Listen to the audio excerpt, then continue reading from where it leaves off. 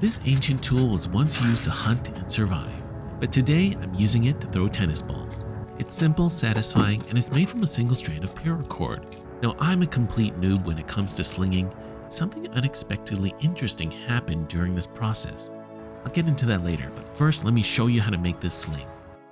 As you're going to see, creating this sling is super easy. We only need a bit of paracord from paracordweavers.com, of course, links in description, and this is going to be a super basic version, because I think it's important that we all ease our way into something new like this. The creation of this sling starts towards the center of our cord, making a reverse S shape, and then we knot the sides with a loop around the bite. You can literally make this sling in minutes if you have any sort of cordage, which is pretty cool, and then pass the running end through the bite to complete the knot. It's pretty much that easy, and shout out to Paracord Guild for teaching me this one. I'm going to do the same on the other side, and this is going to form our pouch to hold our sling ammo. There are many different types of sling pouches, and this one is a 3-strand pouch. And because I'm primarily slinging a tennis ball, I suggest a pouch size of about 4.5 inches in length. But the great thing about this type of sling is that you can always easily retie the knots and make the pouch bigger or smaller on the fly if you're using smaller ammo later on. If this is your first time slinging though, I'd highly suggest starting off practicing with a tennis ball because it's way safer than trying it with rocks. As of course, you do have the potential to hurt yourself and others around you if you're not careful. So, safety first. Do make sure you pull tight on it though, as it can come loose if you don't. And as you can see before your very eyes, we have this 3-strand pouch, which is great, but I think it does have its limitations, which I'll talk more about in a bit. So in order to operate the sling, we're going to need a fixed loop on one side. In this case, I'm using the Perfection loop because it's, well, perfect. But the bowline will work too.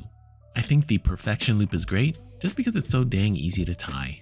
You just make a bite, wrap it around and over your thumb once, and then under and around your thumb a second time.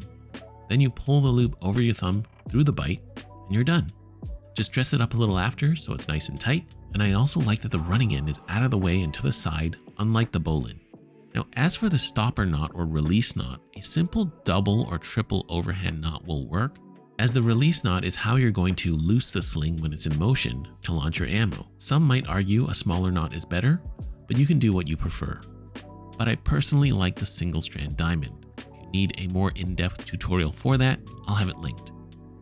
Now, this next part is very important, so don't skip it because sling length is going to make or break your experience with being able to do it effectively. So in the slinging world, the length of your sling is measured by folding the sling in half, and you measure from the midpoint of the pouch to the end of the loop or knot on either side. Why? Well, I don't know, that's just the way it is. What that means though is you're going to have to play around with the placement of your release knot and end fix loop to set your sling length. From what I've been told and also experienced, a shorter sling is good for accuracy, but if you want power and distance, you need to increase the length. It's also going to depend on your height and mainly arm span. So my arm span is approximately 67 inches or 170 centimeters. And that being said, I've found that a 28-inch or 71 centimeter sling is perfect for me. You can always experiment with what works for you. And lastly, I'm going to grip the sling with the loop around my middle finger and the release knot in between my index and thumb. That means the release cord is going to be slightly longer to keep both sides even when the sling is loaded with the tennis ball. And as a finishing touch, which is completely optional, you can add a whip cracker to the end of your sling so that when you release the sling, it makes a satisfying crack. You just take 6 feet of a single inner gut strand of paracord, fold it in half once, then a second time. Then using some hemostats, I'm going to twist the cord until it's all wound up until it can't wind anymore. This is the same type of cracker that's found on whips, and I did make a paracord whip a little while back, which you can also check out. And from there, I'm actually going to use my teeth to grab the midpoint of the cord and fold it in half a third time, then readjust my grip and let go. It's going to automatically twist upon itself. It might have some kinks, so just straighten those out. And then from the hemostats end, we're going to tie an overhand knot and snip them to let that end fray.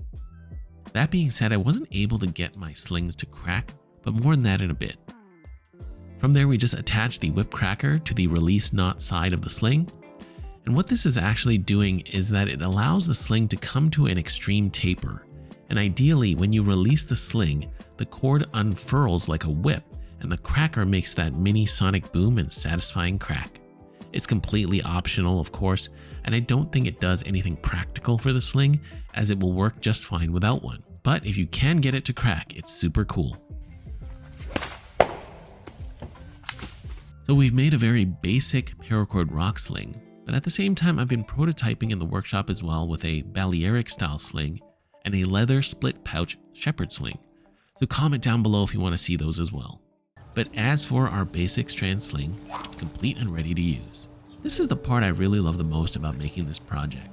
It's that once complete, it was something that I could not only use, but learn to use and get better at. It might feel a little awkward and weird at first, but once you get the hang of it, it's actually super satisfying. It's definitely one of those rare skills where the joy is in the learning and not just the result. There are many different methods and styles of slinging. There are some far more qualified people than I teaching how to do it on YouTube, but the method I found most beginner friendly to me is the helicopter method. You start by looping the loop around your middle finger, and then you pinch grip the stopper knot between your index and thumb. And you start swinging the sling overhead or at a slight angle. And the best advice I heard was to throw the knot, as if you're throwing the very object you're slinging itself. And ideally, you're letting the knot slip out of your hand when the sling is under tension.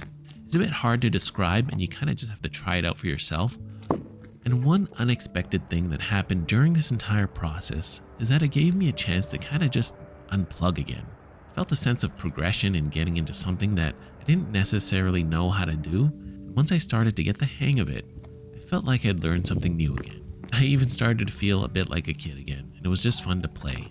And this building that I'm slinging at is actually my old elementary school. I came here on a Sunday, of course, when it's closed, and I needed a building that had a really high wall, as I didn't want to roof my tennis ball, so this was perfect. I was totally healing my inner child just by slinging a tennis ball against the wall. And just like when we were all kids and imagined we had some sort of superpower, I felt like if you get good enough with this sling, you pretty much are developing a hidden power as it allows you to throw objects further and faster than you ever could. And by the way, for you first-time slingers, a tennis ball against the wall is a great way to get a bunch of reps in without having to go run and chase it after, but that's some decent cardio either way. And for you dog owners, if you have a dog that loves to play long-distance fetch, this is a great tool for that as well. Even with my limited slinging experience, on a couple of my best throws, I was able to launch the tennis ball over half a soccer field, which is way further than I could actually throw it. I didn't have any measuring equipment, but I was consistently reaching about 70 paces on my distance throws. Suffice it to say, I think I'm pretty much hooked. And each time I get home from slinging, I start to think about how I can do it better the next time. Oh, and another word of warning as well, just be sure to stretch and not overdo it the first time, because my right forearm was pretty sore the next day as well as my neck. Hope I didn't give myself tendonitis. So take it easy on your first time. I wasn't able to get the sling to crack either, but that was definitely due to my inexperience, and a lot of it is about technique. So if you're into ancient or old techniques and ideas that have modern practices through Paracord, you can also check out how I turned an iconic martial arts weapon into a modern toy.